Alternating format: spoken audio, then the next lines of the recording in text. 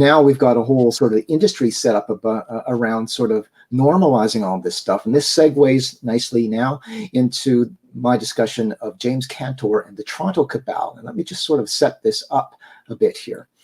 Okay, so I don't know if people can see this very well, but this is sort of a map that was created of what I and others have come to call the Toronto Cabal. And this is this group of intellectuals and professors and stuff and sexologists who are all sort of promoting different things. So one of the things that most of them promote is this whole born that way pedophile narrative, this harmless or virtuous pedophile thing, and that you can be born that way.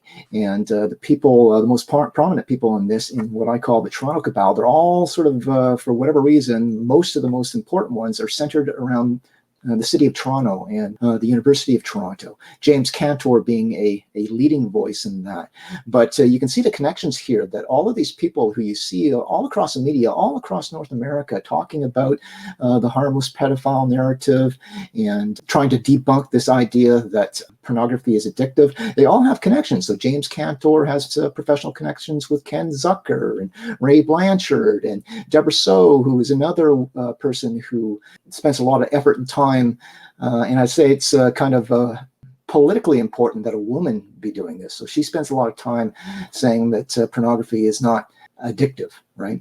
And she studied under James Cantor at the University of Toronto. This links in actually with Jordan Peterson, who has connections with Camille Paglia. And Camille Paglia is actually, Camille Paglia, as we'll see in a moment here, sort of goes beyond what even James Cantor and Oren Amate, who's another guy, are into. And let me just sort of give people a quick sort of rundown of who these people are and what they're up to. So one of the people you'll see out there is from the University of Toronto and I believe Ryerson University as well, and that's Oren Amate. Amate is, I would say that in terms of what is being pushed in society today, he is not the number one concern. I think it was Hugh Hefner who once said that he had made himself the pamphleteer for the sexologist Alfred Kinsey. I would say that Oren Amate has basically made himself the pamphleteer for James Cantor and this sex positive crowd, if you will. So he does a lot of stuff on television and stuff, and he's 100% behind that. And of course, he's at the University of Toronto. But he has also said that he regards Alfred Kinsey as his personal hero.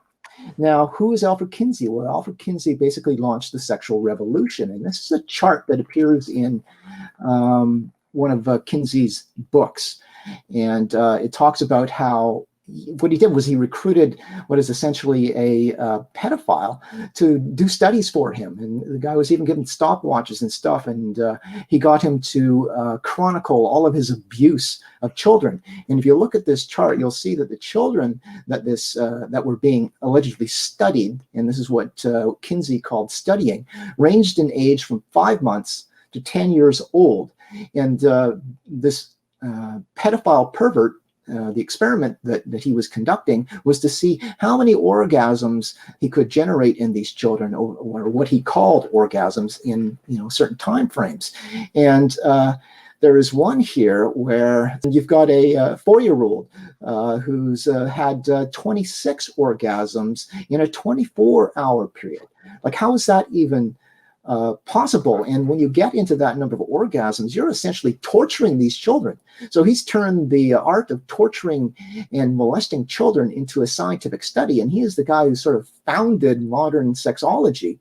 And this is the guy that Oren Amate calls his hero.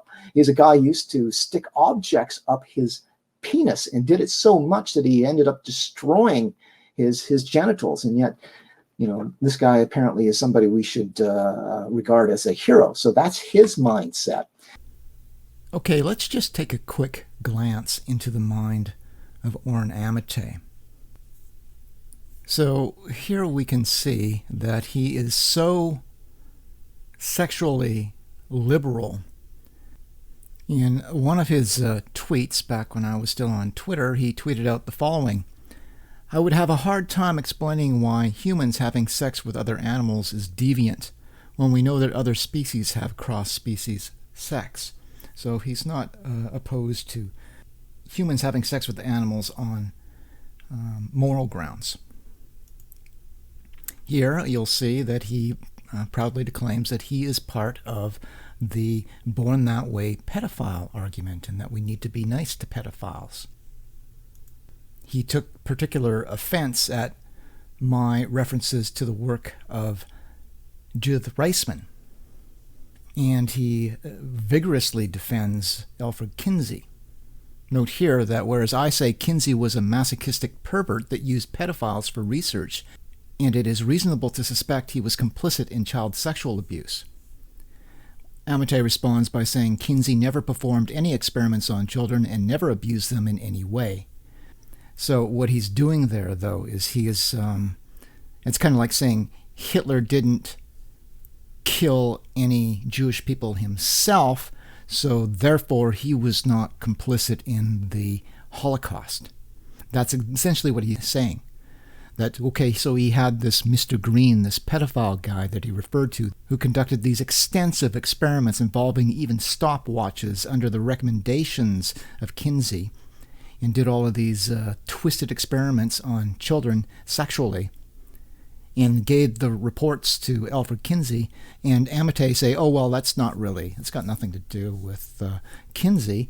He has absolutely no responsibility for that whatsoever.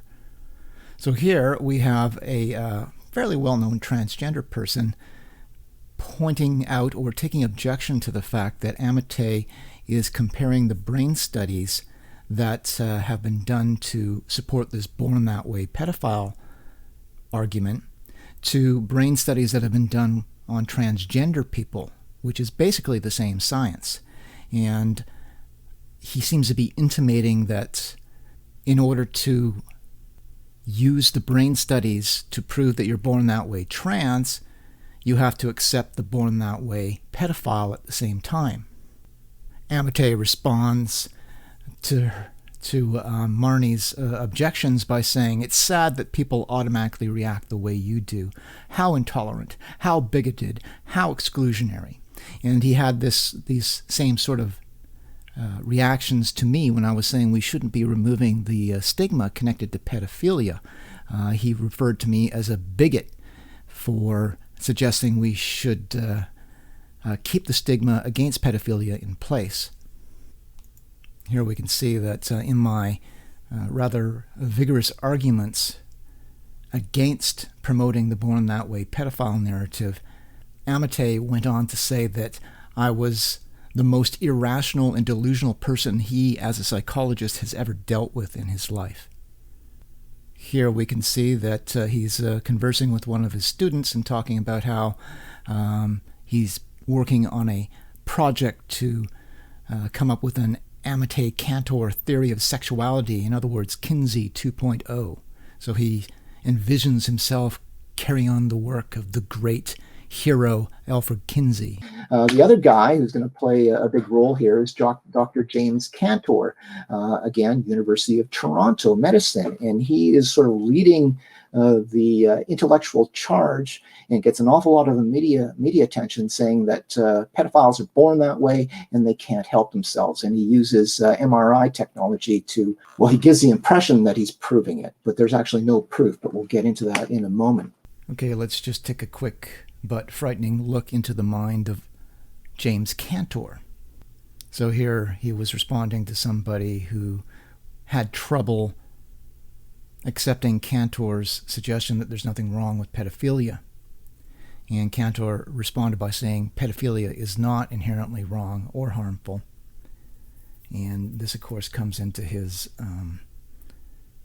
separation of pedophilia from child molestation.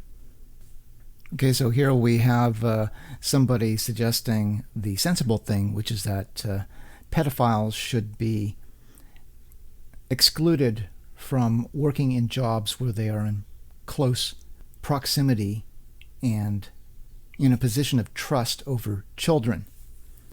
James Cantor took vigorous exception to this suggestion, saying, cite the statistics you believe justify employment discrimination. The person responded by saying, "What statistics do you think society still needs to prevent a pedophile from getting a job in a kindergarten?" Cantor's response, "What democracy do you think exists when we ban things on the basis of no evidence?" Okay, so this was a post that I did in December of 2019, which seems like a million years ago now. Okay, so this is an excerpt from a University of Toronto varsity article on James Cantor. Because Cantor considers pedophilia to be a sexual orientation, he thinks that it should be viewed as ethically neutral, since it is an uncontrollable biological attribute. Speaking as a gay man, Cantor wrote in a tweet from December of 2018, "I believe the LGBTQ+ community should include the P. To do otherwise is to betray the principles that give us our rights." When asked to elaborate, Cantor wrote that he believes that everyone who is sexually atypical should be included in the community, regardless of the discomfort of others. Under this, my ethic, GLBT is all okay, kink is okay, and so on. Child molestation is out as it risks, notice that he says risks such harm to others. A sex doll built to look like a child, however, is okay, as no one is harmed, although some may feel quite queasy. Word choice is everything with these people. So this, where he says it risks harm to children, instead of, he's talking about molestation of children risks harm to the child, suggesting that it may not harm the child. And this is very important language when you get into, or when we get into Camille Paglia and her stance on pedophilia. Cantor is very big on removing the stigma associated with pedophilia, and he is strongly annoyed by my suggestion that the stigma should be left in place. And I make that suggestion because stigma has a real power to control behavior. So, for instance, I didn't transition to a female when I was young because there was a strong stigma against that. Okay, now here's Cantor's position on child sex dolls. And this is again from another article where he's talking about this. So he promotes these lifelike child sex dolls. So he thinks that making these available will somehow magically reduce pedophilia. So he says, "It is very possible that using child sex dolls could reduce someone's risk of harming an actual child." Possible, okay? There is no evidence that using child sex dolls causes any increase in risk of molesting a real child. Well, not specifically related to child sex dolls. This is true because the studies haven't been conducted. There is evidence that engaging in fantasies can cause an increased risk, but he ignores that conveniently. Pedophiles commit their offenses when they feel the most desperate, but by blocking the harmless ways of masturbating, all we are doing is making them more desperate. He bases this on nothing. What we need most is solid, objective research to test the use of child sex dolls and other potential prevention methods. As if, this is one of the things that John reasonably points to, the fact that you can't trust the world's greatest liars. So what he's saying here is, we'll give lifelike child sex dolls to pedophiles, and if they say it reduces their urge to have sex with real children, we'll just go ahead and believe them, and that will be all the evidence that we need. Another person that has worked with James Cantor, who also spends an awful lot of time talking about this and also talking about transgender subjects, is Ray Blanchard. And he actually wrote the part of the diagnostic statistical manual that defines what pedophilia is. So he's got this same sort of born that way idea about pedophiles, and he has recently attached himself to the transgender debate. So has James Cantor. Deborah So, there's the other one. Again, she studied under James Cantor. Ken Zucker, who I talked about earlier, who has portrayed himself as being opposed to child transitioning and has given what I would call the misperception that he opposes teenagers transitioning too, which is quite untrue. He fully supports medical transition for kids over the age of 13, but he's another one of these guys who is promoting this born that way idea. And Jordan Peterson has been platforming Camille Paglia, who we'll get into. So that's just an introduction to these guys. But James Cantor is clearly sort of the leader of this whole thing. And I'm going to play another clip here briefly from Judith Reisman, and there's a reason why I'm playing this clip here. I don't know if you're familiar with Judith. Are you familiar with Judith Reisman there? I am. Judith and I are getting a little better acquainted. She's done the most in-depth research into Kinsey, and she's wonderful. I've learned so much from her. Okay, this is an exchange that she had with once very popular talk show host Phil Donahue, but it shows you sort of the psychology that people who are trying to discourage society from becoming ever increasingly debased, and even this arguments about kids being sexual from birth. And this is the exchange that she had with Phil Donahue. Simply not scientific. It doesn't deal with biological processes. It deals with behavior. So what? Well, I mean, my sense is that we get into these arguments about semantics because we're made uncomfortable by the subject of the inquiry. Well, but let's see if it is semantics. Let's see if there are consequences to the words we use. When you call something scientific, you are claiming that there's a certainty to it. Kinsey himself was very intolerant of any kinds of criticism. I think Dr. Reinisch is very close to... I kind of see him as a blood brother in that sense. Are you there, caller? I'm glad you waited. Yes. Good. I have two children in that age group that you're talking about, and I just want to know, why is it so important that we find out the sexuality of children at that age? Because sexuality begins in utero. That is what Calderon says. What do we mean? Everything begins in utero. Well, reproduction begins in utero, for crying out loud. You don't want us to study that, then? That's sexuality in utero? Uh-huh. Phil, I'd like... Tell me you're laughing. How are we going to study sexuality in utero? Well, first of all, you can see the erection. That's what they tell me. What do we mean by an erection? I've seen what they call an erection. That depends on your perception of what the devil is an erection. So this is something interesting sort of emerged in that little and that was way back in, I think, the 80s or something. And Judith Reisman has actually done a lot of good work, as you say, on Kinsey and others. She actually went after Playboy magazine too, who was portraying children in sexual situations in their cartoons and stuff, right? But this notion of the idea that sexuality is determined in utero, okay, and so that's the whole born that way. So it started with born that way gay, which, despite what people say, has yet to be proven. Okay, there is, once again, there's a difference between evidence and proof. Okay, so there's evidence that suggests that, but there's no proof of that. But James Cantor has gone to the point where he says, well, this is proven. And now what I'm doing is I'm just looking at pedophiles, and I'm saying that the evidence suggests that pedophilia and the sexual attraction to children is determined in utero. So there's no choice but to be a pedophile. And once again, he bases his claims on this sort of what I would call dubious MRI evidence, which shows certain things about the brain, but it doesn't give you any proof of anything.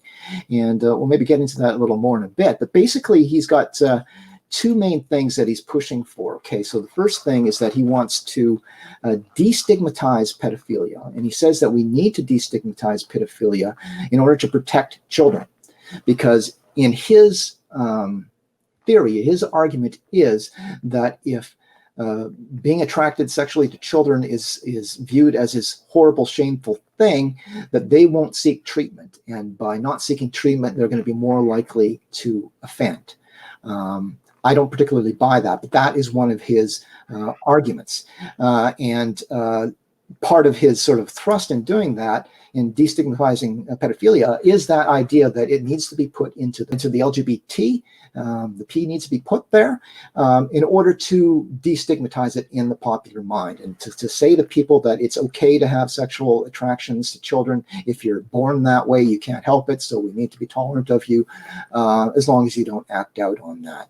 But I don't think that's a good idea. But a lot of what he's arguing has to do with this idea that they can't help themselves, right? And they're just born that way with this attraction, and there's nothing that can be done. So let's normalize it.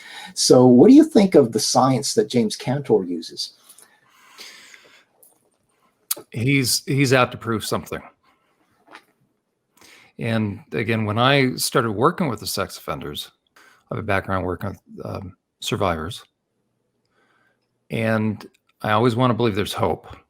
So I start working with these guys. And the first thing I discovered is, of the 8 different categories of sex offenders that I found, there's one category, the pedophiles, the MAPs. I don't care what term you use. There's primarily one group, the ones that have harmed kids, that show the least amount of remorse, no remorse, quite frankly, the least amount of contrition, the least amount of inclination to be honest,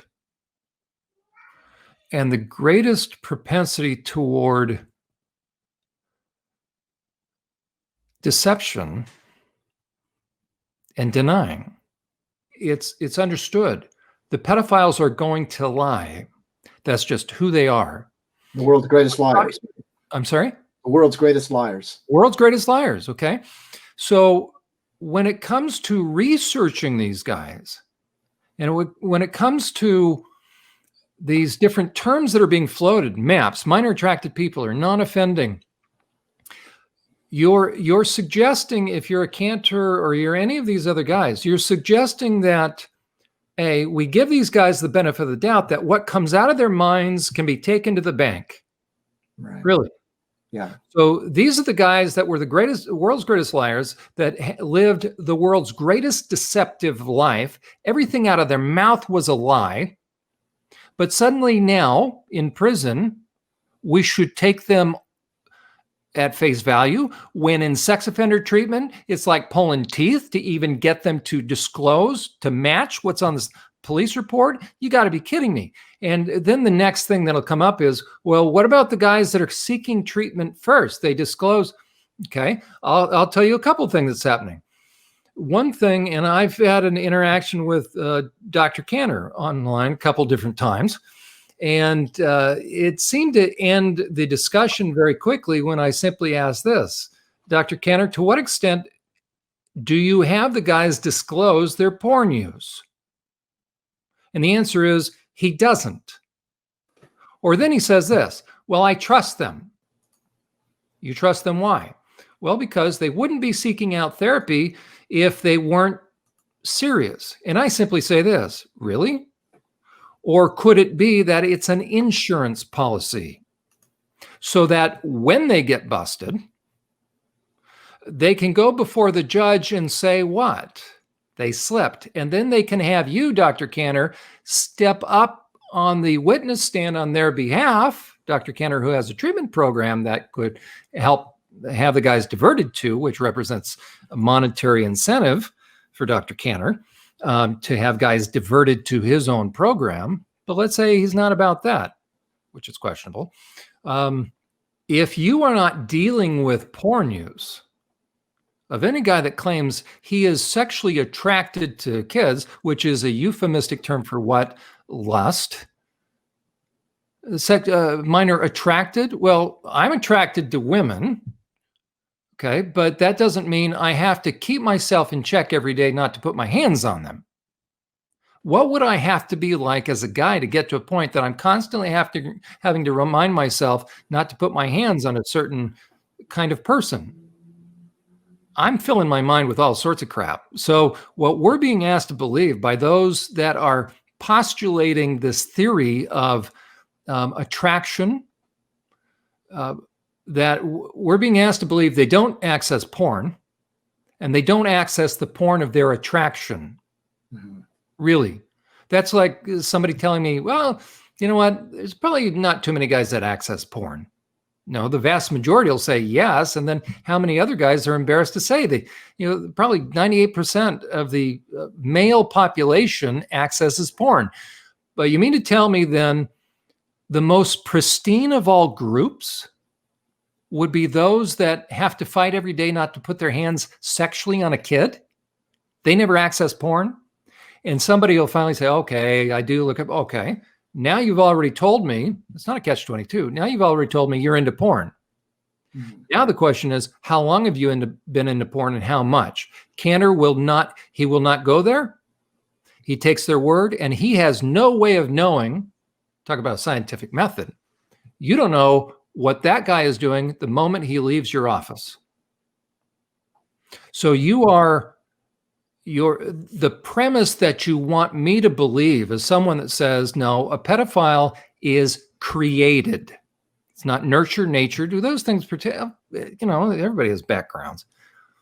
But my theory is this, that you become a pedophile the way everybody's become a pedophile, which is stair-step fashion into dark stuff. And it's always been that throughout human history, then add porn and then add the internet. Right. And I saw that myself. But the pedophiles, the perpetrators, the pre-arrested pedophiles, now we're talking MAP, won't admit it. So just because they won't admit it, the question is this, what are they into? Well, now I come to factual data. How many pedophiles, how many men, regardless of what you claim, but how many guys did I have in group that claim to be minor attracted? So how many of these guys that lust after these kids, when they're busted with child porn? Ready? 100%.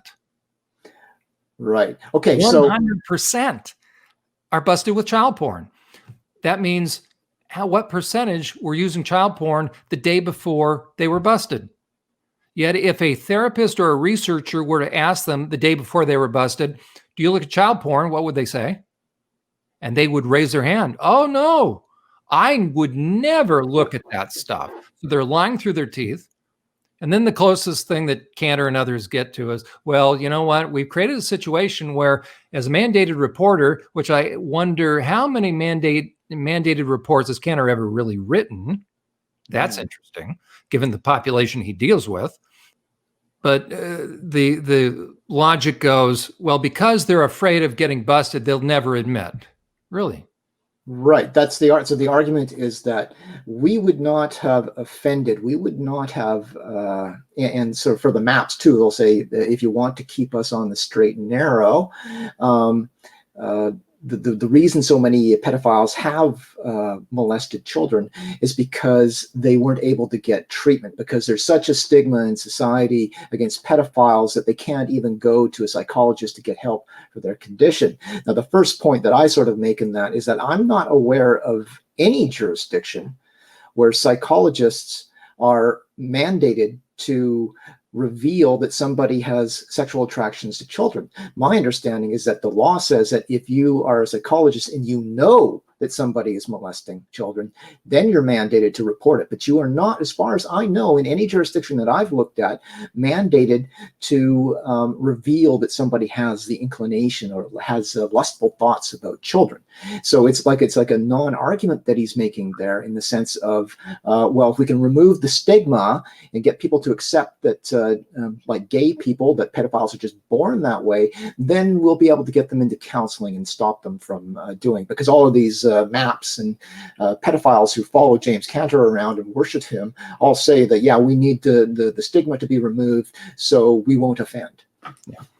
And again, if someone can take a step back and go back to the concept of a psychopath, you know, somebody without a conscience, you add lust to that and then blow past lust into objectification, deviance, and then really dark stuff.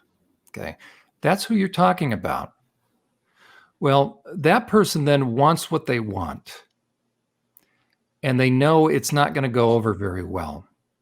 So they have to create a fictitious argument. And the one thing a psychopath can do really well is lie.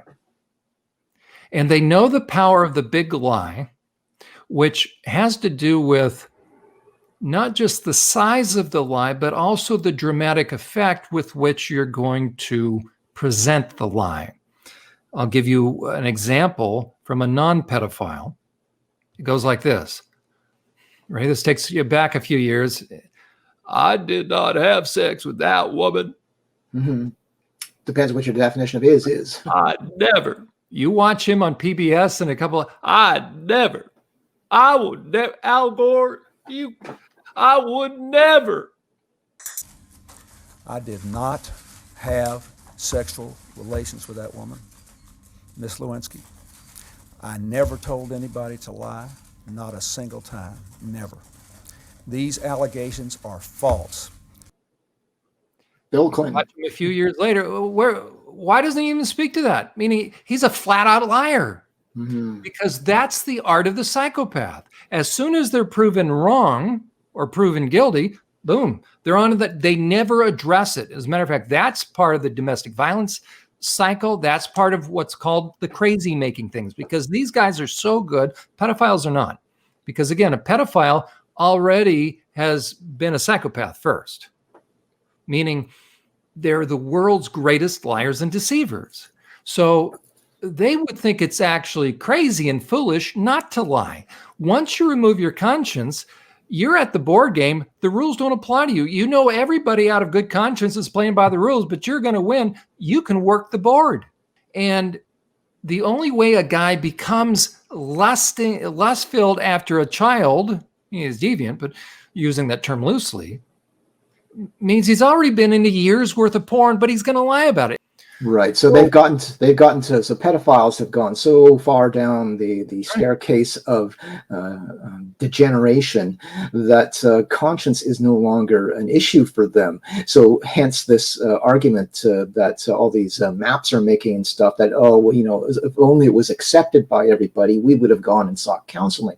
I've always been of the opinion that these guys, like, that only works if you presume that these guys are honest and that they want to seek, that if you destigmatize it, that they would want to seek treatment. That's right. They would have sought treatment a long time ago for porn.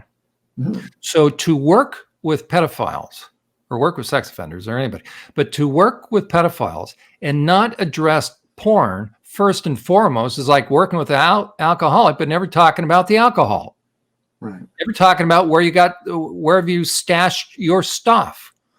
So to assume some guy just magically or innately or genetically or in utero is born this way and now has been wrestling with this all his life, we are asked to take that at face value, meaning have faith in that assumption. That's not science. When the most logical explanation for it is what matches the other science, which is you look at now the scans of porn addicts, guys that have saturated themselves and their brains in porn for years. There's receding, there's functional, meaning the way it works, and structure. There are changes in the brain. So just before you get into that, okay, so you kind of set this up, that one of Cantor's primary arguments, and the argument that he carries with him everywhere and puts out in front as his star piece of evidence about why we need to destigmatize harmless pedophilia, is his brain scans, his MRI brain scans, and his scans show that in certain areas of the brain, all or most of the pedophiles that he's looked at show decreased levels of white matter in a certain area of the brain. Why doesn't that argument work? A couple of different reasons. How many studies show that kids' brains are impacted just by online gaming use? It changes white and gray matter. Right, but he never mentions that. Stimulation, just of regular gaming. Yeah, let's take a look at that. Okay, so I've got some studies here. Okay.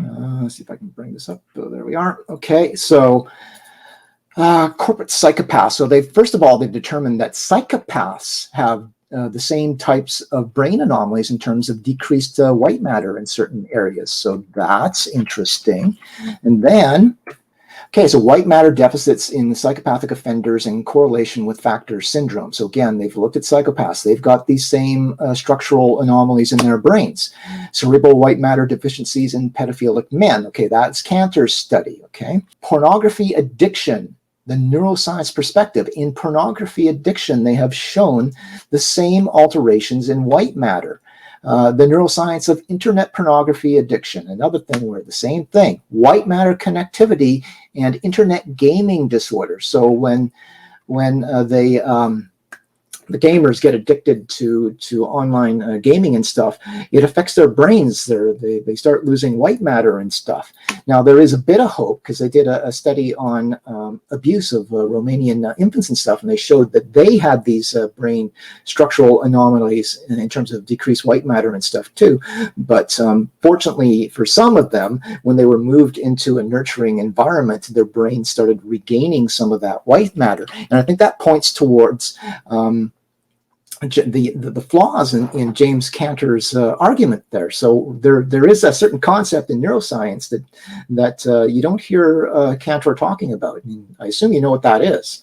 Yeah, and the studies you referenced about the infants or the young kids in Romania, those are the orphans. That's failure to thrive. That's lack of attention. That's the normal stuff, and we feel sorry about that stuff. Mm-hmm. But Cantor has shown that, yep, decreased white matter. Okay, ergo, and then he says, well, that means their brains were different in utero. Okay. And he says all of them have it, and then he makes that grand. And I don't doubt that. Yeah. I'm the first one to say they probably absolutely. Even if I hadn't heard of his study, I would say their brains are different. Right, but there's that grand error though. That's right. Correlation does not prove causation. That's it. He's saying, I took a film of Joe Smith's brain. Joe Smith was age 34, and it's different than a normal 34-year-old. Okay. Therefore, Joe Smith's brain must have been different while he was developing in utero. That's not science. Science would then be, we took a picture of his brain in utero, and at age 1, age 2, age 3, and we can have brain scans that show, you show me that, I'll be willing to consider all this. But talk about a leap of faith that I have a 34-year-old adult man that has a different brain, and therefore it must have been different all the time. Really. What causes that? There you go. And I would say a much more satisfactory explanation, reasonable explanation, and one that logically fits what we see in terms of lack of conscience, lack of empathy, and lack of remorse, because you get that guy in sex offender treatment. Once he's busted with child porn, he matches, in terms of logic and reasoning, he matches 100% a psychopath. And a much more reasonable explanation is his functional, so you put it under color imaging, and the structure matches a psychopath that's layered on it with porn. Right. You have the brain of a psychopath who's porn filled, and that's a pedophile. Right. Okay. And so this is it's been kind of and Cantor won't talk about this, but it's a chicken or the egg thing, right? So it's what came first, the brain anomalies or the behavior patterns. In Cantor's case, he's saying the brain anomalies came first and then came the behavior patterns. But what he's conveniently leaving out of that discussion in almost every major interview that I've seen him give with the media is he doesn't talk about neuroplasticity. Right.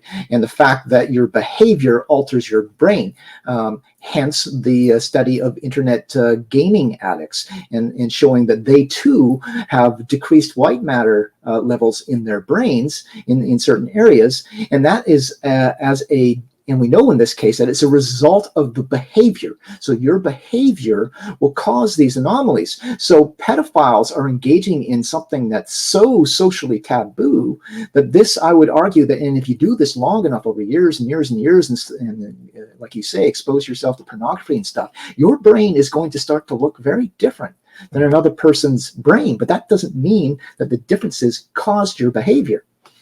That's right. Now, have I ever worked with guys that, let's say, had, and I'll use this in a loose term, found themselves attracted to young teens, but hadn't done much porn? Now I'm trying to think that through, but I'm willing to give somebody the benefit of the doubt. Let's say they wrestle with something, okay. But then the next question I ask is this: have they gotten into porn? Those are two different issues. The moment you get into porn, now you're adding fuel to the fire, and I don't care what your brain looked like beforehand. So show me any, and this is where Cantor can't. He has done his studies on an outpatient basis. Therefore, he has no means of corroborating what these guys do. He has no means of verifying other than verbal report. Mm-hmm. And if that is your means of data collection on a guy that has to fight to keep his hands off a child sexually, then I would say you're believing the world's greatest liar. Mm-hmm. That is not science. An outpatient study of men that lust, regardless of age,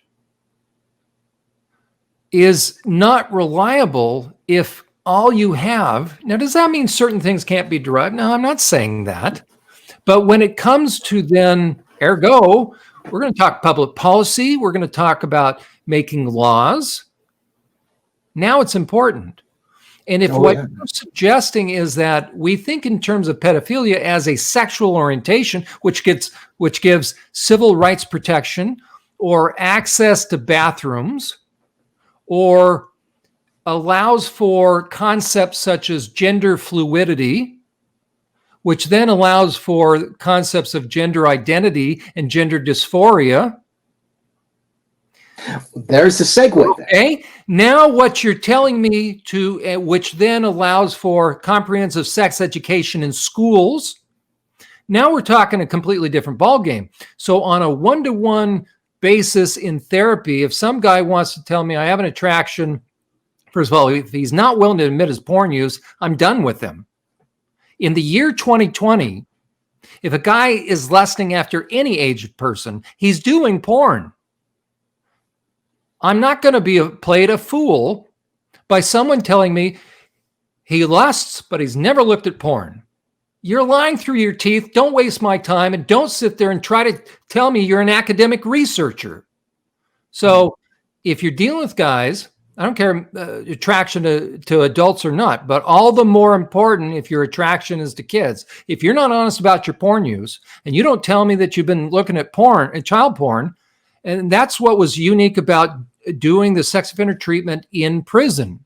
Because once I finally said enough of this, you guys are going to start talking about your porn. Well, the elephant was in the middle of the room. Now the cat's out of the bag.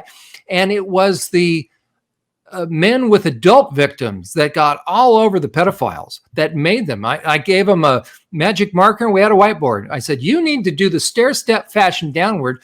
Tell me what you started with in terms of porn and tell me where you ended up. And help it make sense as far as what was on your thumb drives that the cops found.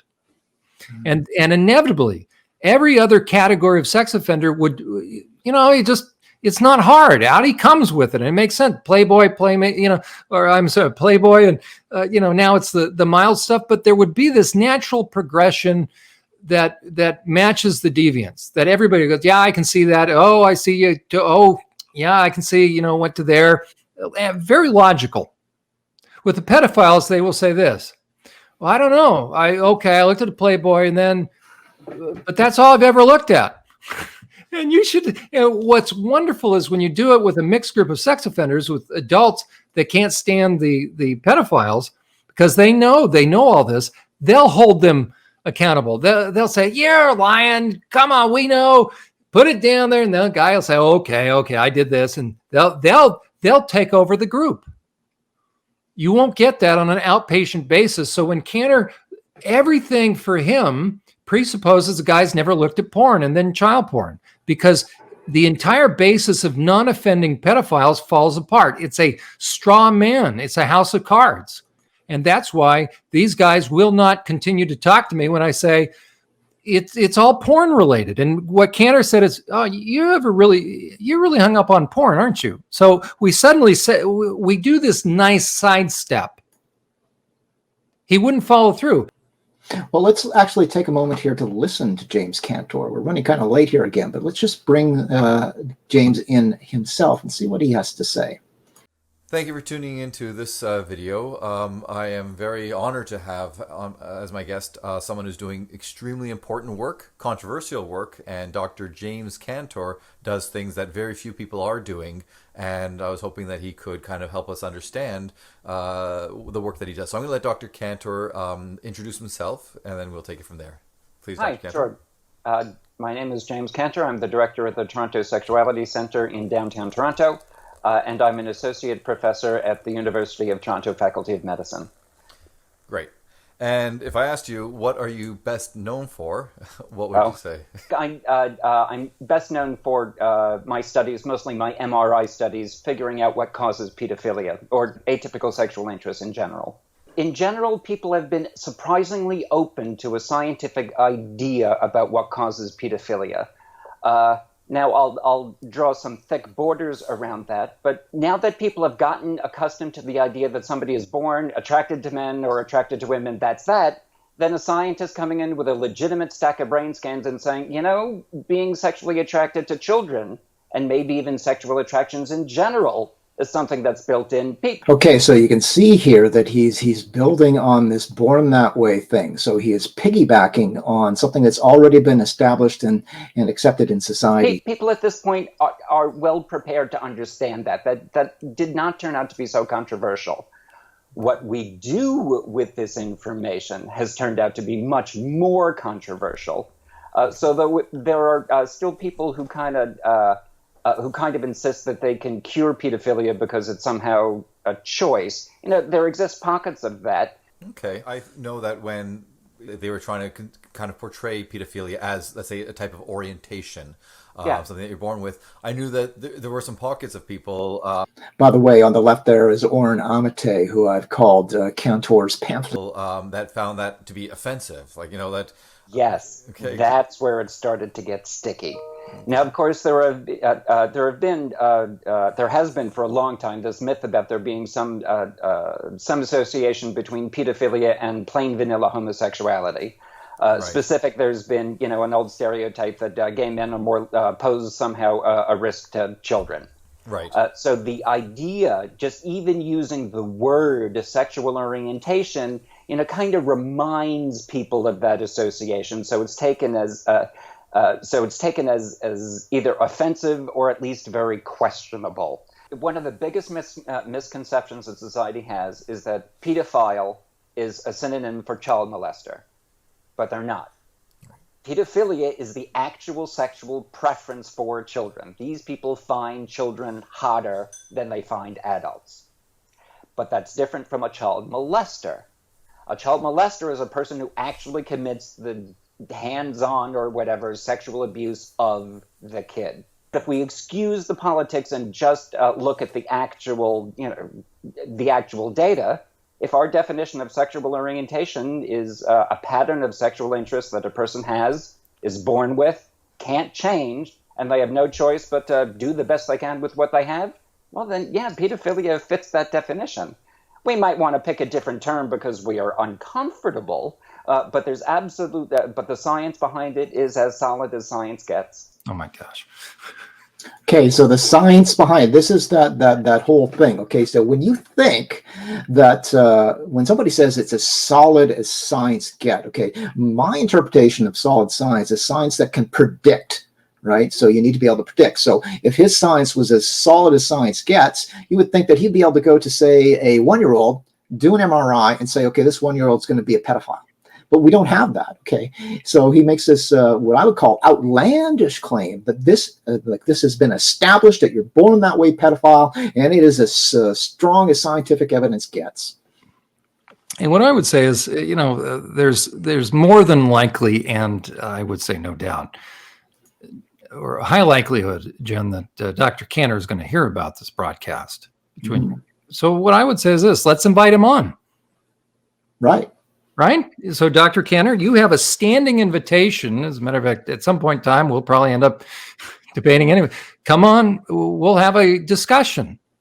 But number one, the rule is don't get snide. You got snide very quickly with me. I've never called him names. He kind of went there. There's no reason to be snide, but there's every reason to be very forthright if someone's making assertions that are factually inaccurate. For someone to say the science is settled, really? No, the science is not settled when someone wants to try to say this. There's a difference between a pedophile versus, I don't care what term somebody that's done hands-on versus someone that hasn't. Okay, how do you determine that other than somebody finally being busted? So if someone wants to say, I'm not offended, I'm a non-offending pedophile, okay, a couple things. One, you want me to take you at face value, that you lust over, no, I'm attracted, that's lust. Don't give me the crap. You know, what you're saying is this, there's a pull to put your hands on a child sexually. Don't play semantic games with me. You lust after this kid. So you want me to believe that you so lust after somebody, a category, in this case, a kid, out of the blue with nothing that you do to saturate your mind with something.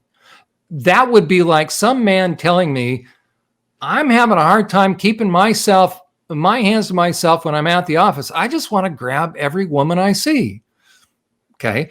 You mean to tell me I should believe that guy if he says, but Mr. Euler, I've never been into porn. Really?